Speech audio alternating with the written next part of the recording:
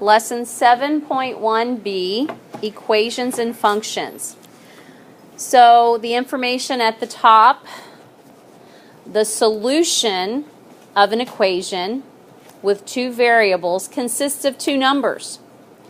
One for each variable that makes the equation true. When a relationship assigns exactly one output value for each input value, it's called a function. And function tables help to organize input numbers and output numbers and function rules. Okay, so a lot of that is new information, so we're going to add to that a little bit to maybe help explain it. A solution of an equation with two variables consists of two numbers. So for that, I want you to write a solution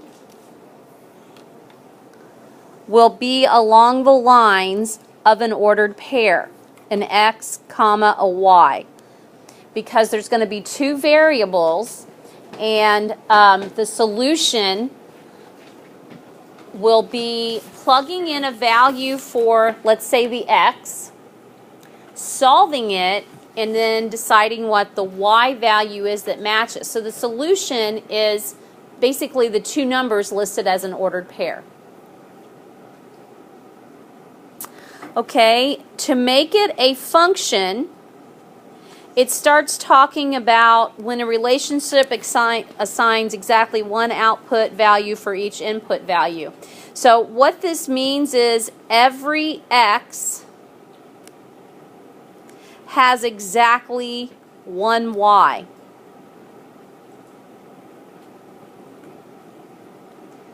And in short terms, it means that no x repeats. All the x's are different. Every x has exactly one y. All the x's are different. That makes it a function. And then we're going to look at function tables, which they do help a lot, and I've actually printed some out for you.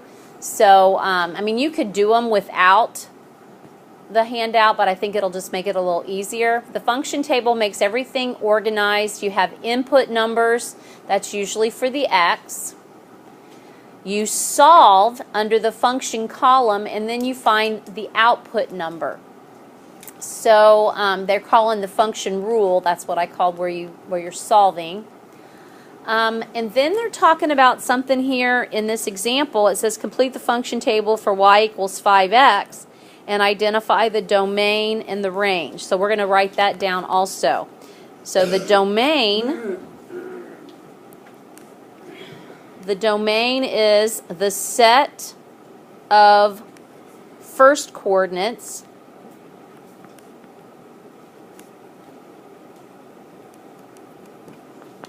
those are usually the set of x's.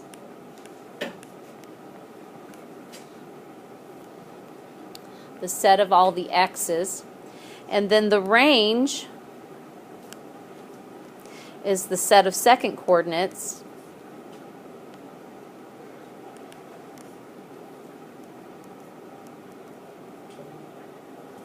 Which is the set of y's. So the domain and range. Honestly, I try to help kids think when you're graphing an x and a y, which one do you graph first when you're graphing it on coordinate plane? The x. The x is kind of like the boss, isn't it? So domain, I think of like dominant or the one that's in charge. And x is the domain because it's the one in charge. It's the one that you graph first. So the set of the x's are called domain. All right, let's look at one of these examples.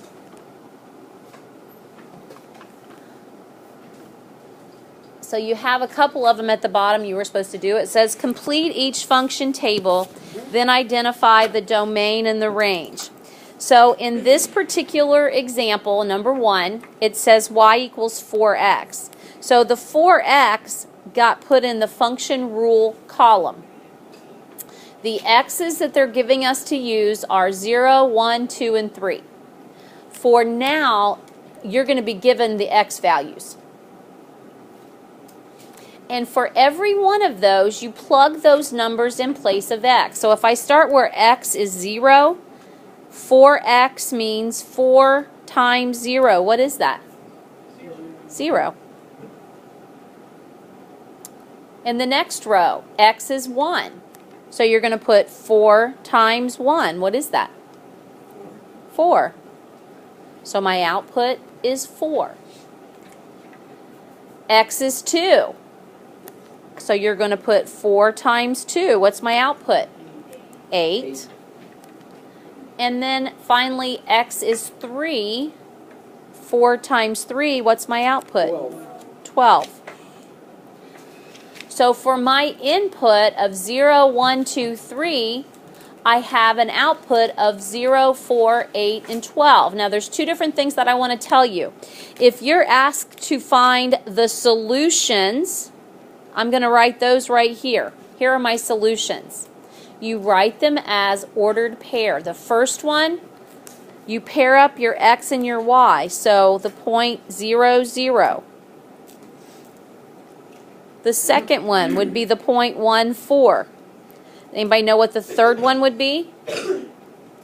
What would the third one be? Caden? 2, 8. Yep. And then what would the last one be? Xander? 3, 12. 3, 12. That's if you're asked to find the solutions. That's it. Now, it does ask us to identify the domain and range. So here we go. The domain, I'm going to put capital D equals, and this is set notation. Don't stress about making that symbol. Just do the best you can. The domain are the set of x's. It's what was given to us. So you would literally write in that set notation 0, 1, 2, and 3, and then close it off with set notation.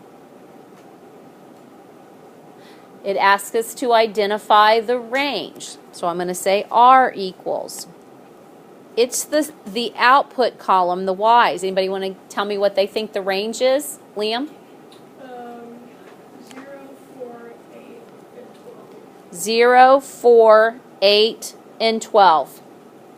Because that's the set of y's. All right, so domain 0, 1, 2, and 3, and the range 0, 4, 8, and 12. Okay, what questions do you have about that function table? Dylan? Do we have to write the table? I'm going to give you the handout that has the tables on there. Okay. I was going to say you could do it without that handout, but I thought I'd be nice and print it off for you today, so you don't have to draw them. All right. We're going to do number 3, y equals 8x. So what's the function rule? What would you call the function rule on that one? Liam? Times 8. Yeah, 8x, 8 times x. This time they gave us a different domain, didn't they? 2, 3, 4, and 5. But you go through the same steps. So the first row, where x is 2, what am I going to write underneath that function column? Emily? Yeah, I'm going to write it in the order that's there. 8 times 2. And what is that, Emily? 16. All right, who wants to do row 3? What am I going to write? Dylan? 8 times 2. We already did 8 times 2. 8 times 3. 8 times 3, and it is 24. 24. Who wants to do the next row? Daniel? 8 times 4, which is 32. 8 times 4, which is 32. Mason, you want to do the last row? Yeah.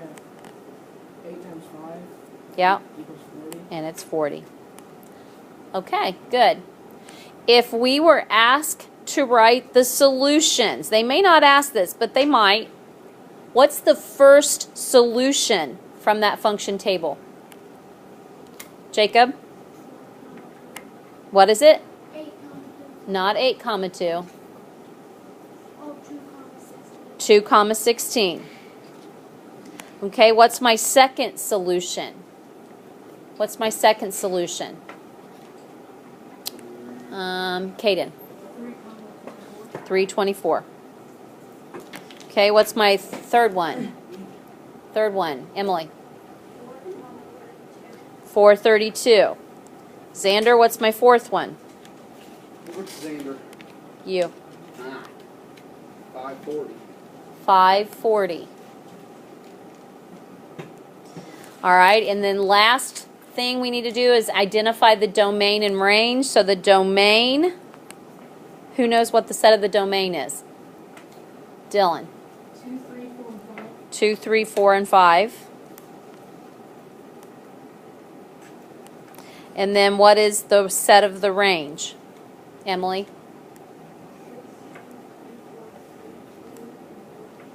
16, 24, 32, and 40. Okay, questions about that?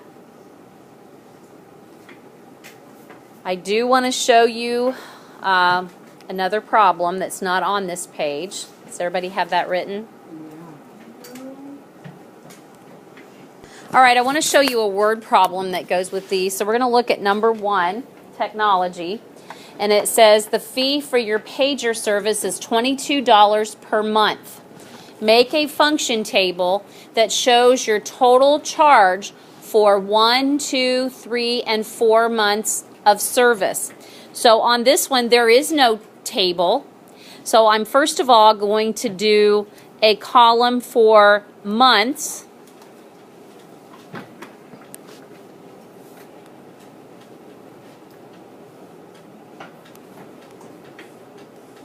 So a column for months. And then I need to figure out what my rule is. If it is $22 per month, how am I going to figure out the fee? What would my rule be? 22x. 22 times, and I'm going to use, he says X, and he's really right. I used an M because it stands for month. So I'm going to put 22 times M. And then this is going to end up being my fee. I'm going to call it F. What's going to go in my month column or my domain column, do you think? Dylan? 1, 2, 3, and 4. And we're just going to complete the table like we did where the tables were already done for us. So 22 times 1 month. What's the fee going to be? $22. Okay, what about 2 months? 22 times 2. $44. What about 3? 22 times 3. $66. And then finally, times 4. 22 times 4. $88.